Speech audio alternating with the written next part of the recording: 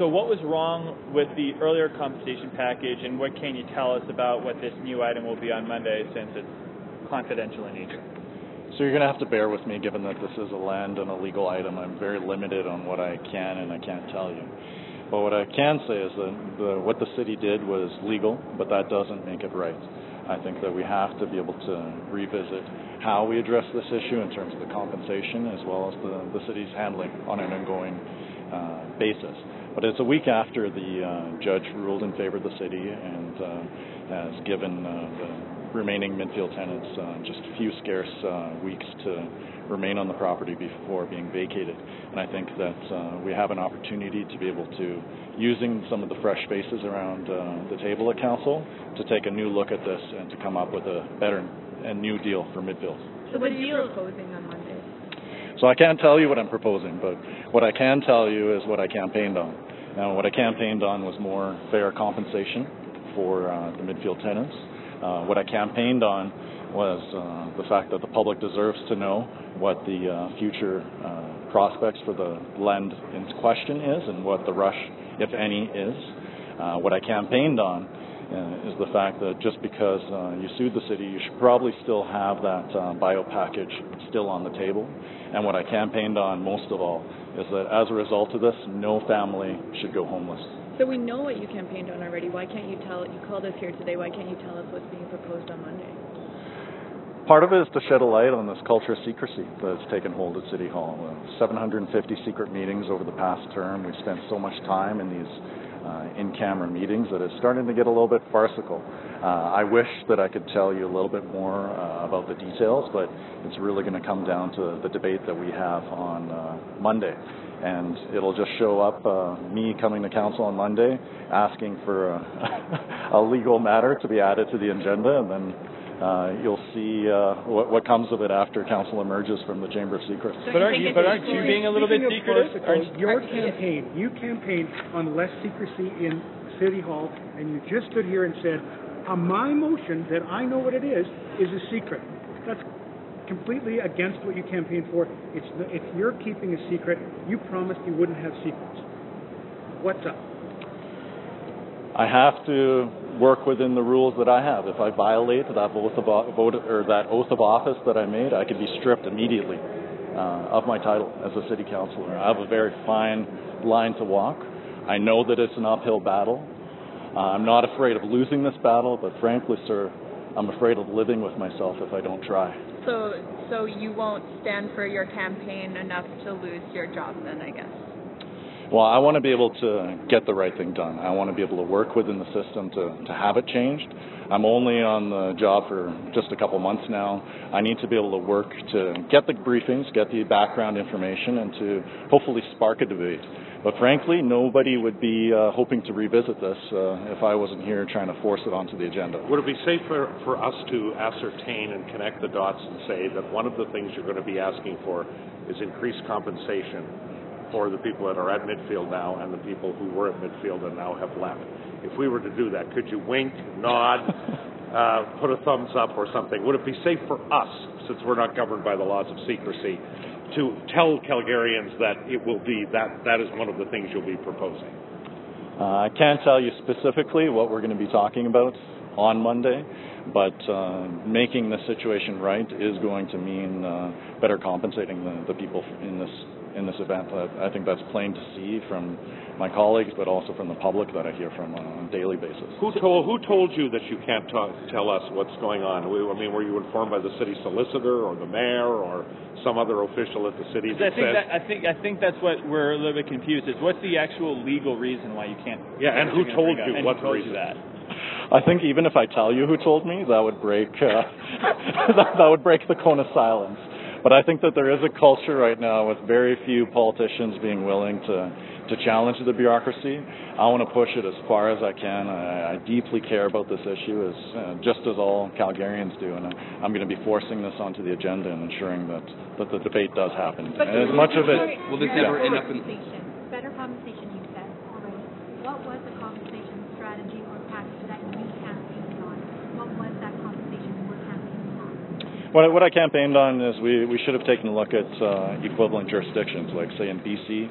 If this matter was handled there, we would have been buying out the homes entirely. You just called a press conference on a Friday to tell us that you can't tell us anything. How can this be seen as anything but a cynical attempt to keep your face in front of the cameras and your name on paper?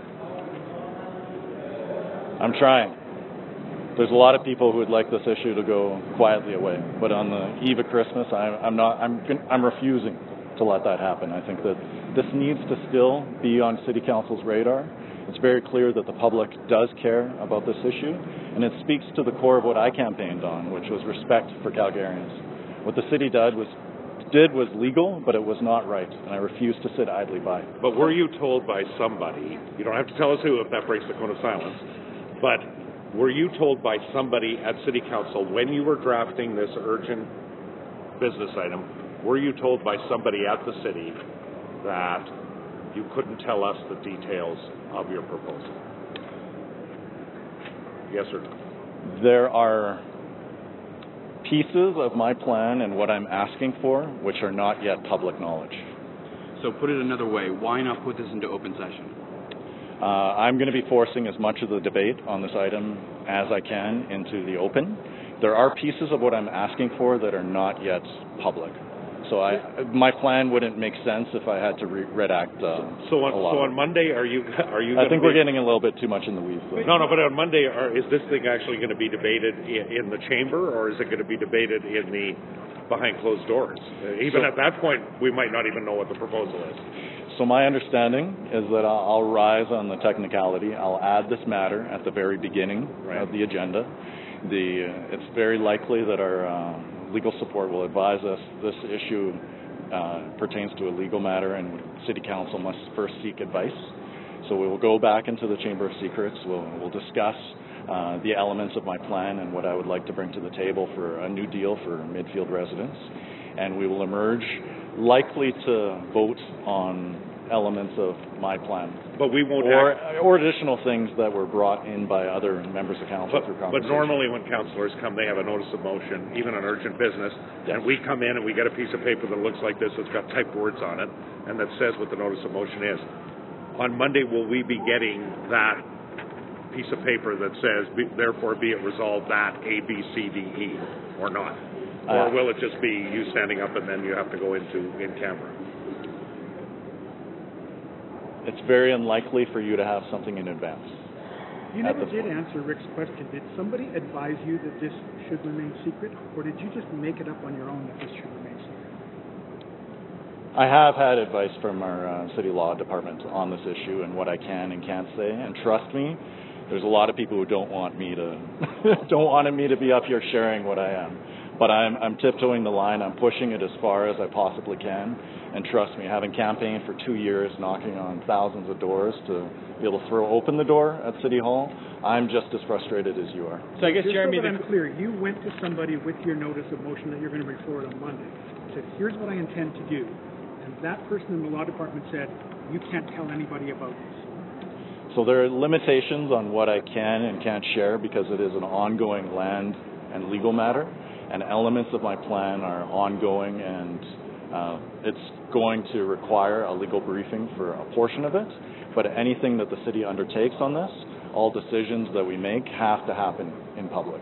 So you will know if we do act on my plan that City Council will emerge and actually have an open vote. So I guess the question, Jeromy, is... Go ahead. The question is, did you have a fully drafted notice of motion, a plan, deliver it to someone who looked at it and said, you can't tell anybody about this? Or did you just draft it, give somebody the gist of it, and they said something? Or did you just go through the rules and make your own assumptions? To be very clear, I was on the phone with the city lawyer 30 seconds before I walked up here. So I guess, Jeromy, another question to ask is that since we're not going to be getting a notice before whatever happens on Monday, and it appears as though they are going to go behind cameras, that does, as we were asking you before, that does kind of fly in the face of what you campaigned on about a lack of secrecy, about too much secrecy. So how is that not hypocritical? So this is rules and regulations that govern how the city operates. But you don't like those rules. I don't like those rules, and I'm pushing them as much as I can, and I'm forcing every single one of our secret meetings to a vote. I'm forcing it to basically council to discuss as much as possible about this matter as we can. And even just last week, we were able to force out several pages of hidden documents just because it is stuff that the public deserves to know. And to be frank, we're at City Hall.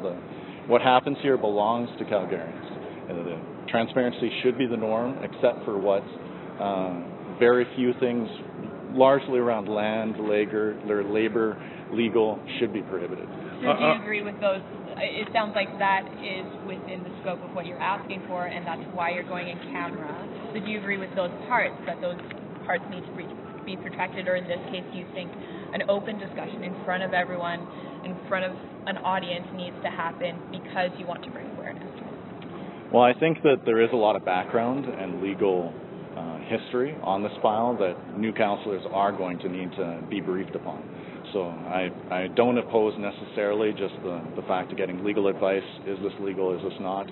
Client solicitor privilege does extend to City Council, but the vast majority of this debate should happen in the open. Are you going to be raising an objection, a public objection on Monday to the fact that you were not able to tell us today even the broad strokes of your plan? Are you going to be standing up in that chamber with the cameras rolling, with it on the city website, and actually publicly say, object in some way to what has happened today, where you haven't even been able to give us really the broad strokes of what you're doing? In broad strokes, it's a new deal for Midfield tenant. I know, but will you be standing up and saying and objecting in some way to the fact that you couldn't say more on Friday? Of course, it is ridiculous, but I want to do best by the city. I want to do best by city taxpayers. I don't want to expose us to undue risk, and nothing that I've done up until this point does so. Given what happened last time, you brought forward a notice of motion looking to reverse a previous council decision. Do you think there will be a lot of appetite to entertain changes to something that has already been voted on and happened and worked its way through the legal process? So elements of what I would like to see done is a reconsideration of past city council direction. Other things in my plan are new things that haven't been tried before. So some of it will require that threshold, and some of it may not, depending on the advice. So some of it might need the majority, the supermajority of 10 votes? Yes, some may need. How is increased compensation for those people in any form a good deal for taxpayers as a whole? Well, this is an exceptionally extraordinary circumstance. What we had was a classic bait and switch, where City Council, knowing full well the facts, promised Calgarians one thing and then failed to deliver. So when it comes to the city finding money to be able to, say, support an Olympic bid, to see stuff like the giant blue ring, it seems like we're always flush for cash when it comes to the frivolities. But when it comes to really taking care of our own, I think that we can do better, and we must do better. Bait and switch is a legal term that it is illegal to do a bait and switch. The judge said the city did nothing illegal. Well, we did everything right. The city did everything legally, but now it's time for us to do what's right. So what do you say? That's a question for City Council to consider. What I keep hearing, though, from my residents and through the campaign is that we have to make right by these families. But isn't the ship has sailed, has it not? I mean, like the council, a duly elected group of politicians considered all of the arguments and decided this is the way that we want to go. There was a court ruling. Don't you think that's the right process? Well, if we didn't from time to time look at the past, we'd never have new elections. I mean, we'd just elect dictators and we'd be happy to go. But elections have consequences. Many of us campaigned on revisiting in this issue. And I think the key thing, though, is just with new faces around the table, we can come up with new solutions. Maybe there were things that weren't tried in the past that now do make sense. Or maybe with different circumstances, there's other opportunities. But my priority is to ensure that nobody goes homeless. So the original deal for Midfield residents, it wasn't the letter of the law, it was more generous than the letter of the law at the time. Is what you're proposing even more generous than what was on the table, or? Well, it's far less generous than what's offered in neighboring jurisdictions like British Columbia. I think that we have to take a look at are we making these families whole, and are we doing this in an equitable way that treats Calgarians with respect, regardless of where they live or their income or their postal code. Are you So what about- concerned about the departure date? I mean, the judge said it was not humane to do it before Christmas. It would be much better to do it in the middle of winter on February 19th. Is that one of the things you're thinking about, maybe extending it to when actually it's not the middle of winter? Well, I think it's really important to give each of these families the assistance that they need in being able to transition. I don't want to speak for... I've not actually met any of the families in question. I've not met anyone involved, and frankly, I shouldn't have to, because this is an issue that deals with respect. I think regardless of where you live, you should be treated with respect, and it's not my place to be able to tell these families when is best for them. So you haven't met... It's not as generous as other jurisdictions nearby, what you're proposing. What jurisdictions are you referring to, and under what circumstances? You will find under, say, the BC... Exactly. You made a reference to it's not as generous as X. What X? Is there a case? Yeah, you could take a look at BC. That's a good one for mobile home tenancy. But thank you so much for the opportunity to speak. Have you spoken to the area councillor about this? It's not in your ward. Yeah, we've spent some time speaking with the rest of council about my ideas, and obviously there is a lot of background that, as a new councillor, was surprising to me, and I think that it's a really worthwhile conversation for our council to continue to have. But to be clear, I think that every single member council really does care about this file and wants to see it handled properly. Is anyone backing it? I got to head out. Is anyone backing this? Thanks, everyone. Are any of your colleagues backing it? You will have to speak to my colleagues. They've seen it? Your colleagues have seen it? Or would that be too secret? I have ideas which I've discussed with my colleagues. Which ones? The ideas that I'll be bringing. No, which colleagues? All of my colleagues.